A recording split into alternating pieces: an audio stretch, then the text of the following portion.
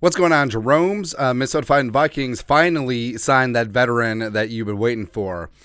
Not Dalton Reisner, not Ronald Darby, not Kareem Hunt, but Tanner Vallejo, a core special teamer. Tom Pelissero, go. Vikings are signing veteran linebacker Tanner Vallejo, per source, an elite special teamer. Absolutely elite. So somewhere, Coach Hat, Matt Daniels, is smiling. Right. Oh, by the way, speaking of Hat, so the Vikings team store, like they've done a lot of work, man. Like that great hat that Kevin O'Connell was always wearing at training camp. This hat is tight.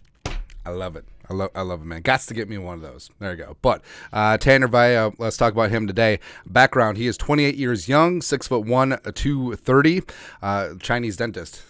I can make that joke. The pride of Boise State, go Broncos. 6th-round pick in 2017 by the Buffalo Bills. They also drafted Matt Milano that same draft. Well, we got the better of the two, so it doesn't matter, man. Bounced around from Buffalo to Cleveland. Spent the last 4 years in Arizona. Teammates with current Vikings Jordan Hicks as well as Byron Murphy from back in the day. 82 career games, 8 starts, including 5 last year for the Cardinals, who were... They're very poopy. They're bombed out and depleted last year. Career 114 tackles, 2.5 sacks, 3 forced fumbles, and he has been a special team standout during his career. 15 special teams tackles for Arizona last year, led the team.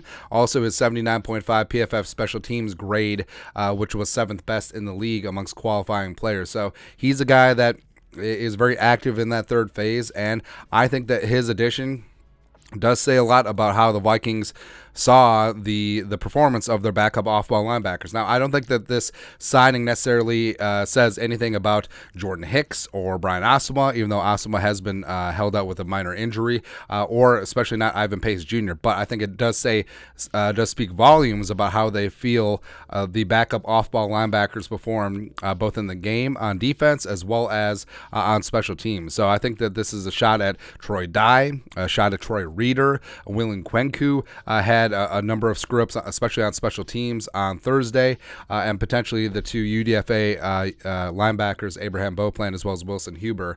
A corresponding roster move has not been announced as of right.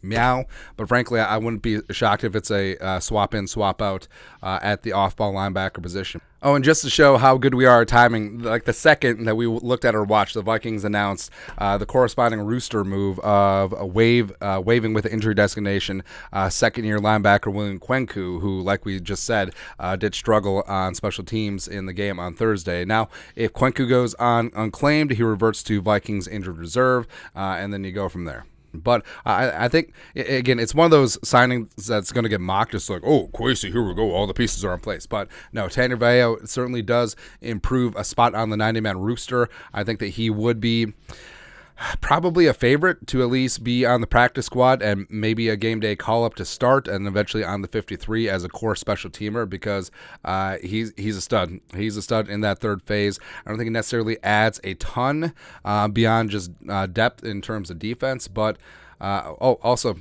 a guy who looks really good wearing the visor. I mean, I'll take that.